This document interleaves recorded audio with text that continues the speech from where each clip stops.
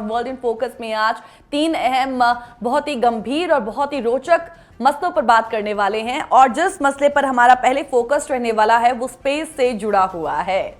जी हाँ, Jeff Bezos की company जिसका नाम है ब्लू ऑरिजिन, उसने एक ऐतिहासिक कदम उठाया है।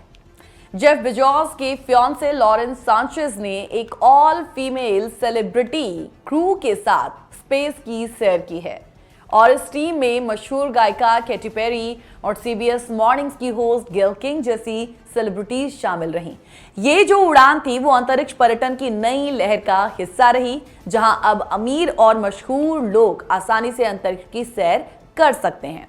तो ये जो मिशन है इसमें तमाम बड़ी हस्तियां शामिल रहीं। Katy Perry, Aisha Bowe, Amanda Nguyen, Gayle King और कैरन फ्लिन और लॉरेन सांचेज भी शामिल रहीं।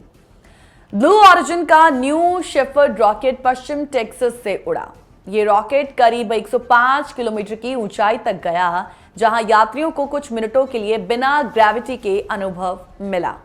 आपको साथ में तस्वीरें भी दिखाते हैं हम।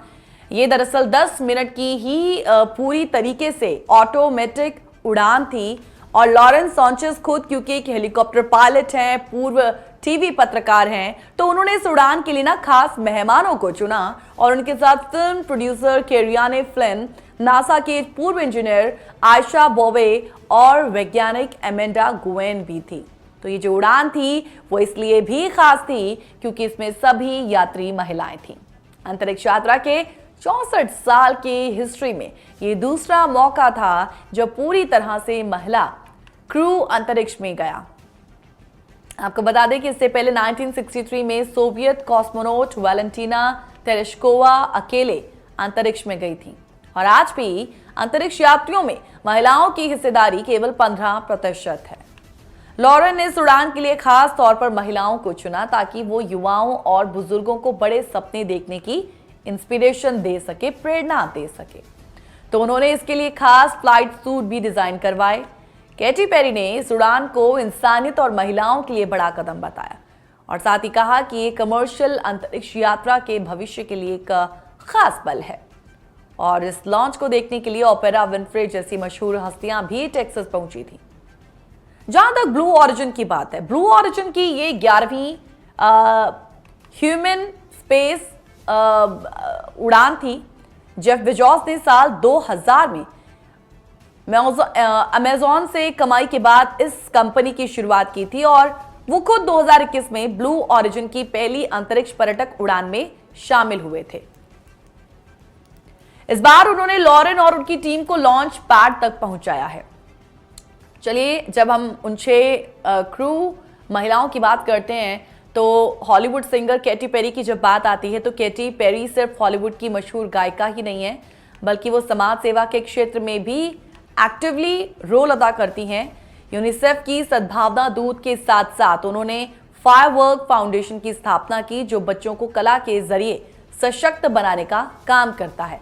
तो इस पहल के जरिए कैटी न केवल अपनी बेटी बल्कि लाखों बच्चों को भी उनके सपनों को साकार करने के लिए प्रेरित करना चाहती थी। आयशा बॉवे की बात करें तो आयशा एक पूर्व नासा रॉकेट वैज्ञानिक थी, वैज्ञानिक हैं और अब वो एक सफल एंटरप्रेन्योर के रूप में जानी जाती हैं और वो स्टेम शिक्षा को बढ़ावा देने के लिए स्टेम बोर्ड की सीईओ और लिंगो की फाउंडर भी हैं और उनका उद्देश्य अंतरिक्ष में अपनी यात्रा से युवाओं, खासकर लड़कियों को विज्ञान और प्रौद्योगिकी के फील्ड में आगे बढ़ने के लिए प्रेरित करना है। अमेंडा न्यूगेन की बात करें तो अमेंडा एक बायो एस्ट्रोनॉटिक्स रिसर्च साइंटिस्ट हैं जिन्होंने नासा के कई मिशंस में अपनी भूमिका निभाई है और वो यौन हिंसा से बचे लोगों की एक मुखर पैरोकार रही हैं और टाइम मैगजीन द्वारा विमेन ऑफ द ईयर से नवाजी जा चुकी हैं और वो अंतरिक्ष में उड़ान भरने वाली पहली वियतनामी महिला बनी है। तो इस सफर से वो ये संदेश देना चाहती थी कि विज्ञान शांति का एक सशक्त माध्यम बन सकता है। गेल किंग की बात करें, वो भी एक मशहूर प्रभावशाली साक्षात्कारों के लिए जानी जाती हैं, पुरस्कार विजेता पत्रकार हैं और अंतरिक्ष की इस रोमांचकारी यात्रा से वो खुद को चुनौती देने के साथ साथ दूसरों को भी प्रेरित करना चाहती थी। कुल मिलाकर इस अंतरिक्ष यात्रा के जरिए उन सभी ने आने वाली पीढ़ियों को सपने देखने और उन्हें पूरा करने की प्रेरणा दी है इन 6 की 6 जो है पैसेंजर्स ने। और कैटी पेरी ने तो बाकायदा एक इंस्टाग्राम पर वीडियो भी शेयर कर ब्लू ऑरिजिन की न्यू शेफर्ड रॉकेट से दर्शकों को रूबरू करवाया और कहा कि मैं आपको वो कैप्सूल दिखाती हूं जिसमें हमें पिछले कुछ दिनों से ट्रेनिंग दी गई और यही कैप्सूल आज सफर पर निकलेगा। और इस दौरान पेरी ने नीले रंग का स्पेस सूट भी पहना था और इस दौरान केटी पेरी ने एक सीट की तरफ इशारा करके बताया कि ये मेरी सीट रहने वाली है।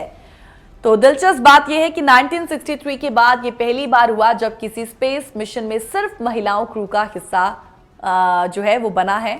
और ये उड़ान पृथ्वी और अंतरिक्ष के बीच की कॉर्मन रेखा तक लगभग 10 मिनट की पूरी ट्रैवलिंग रही।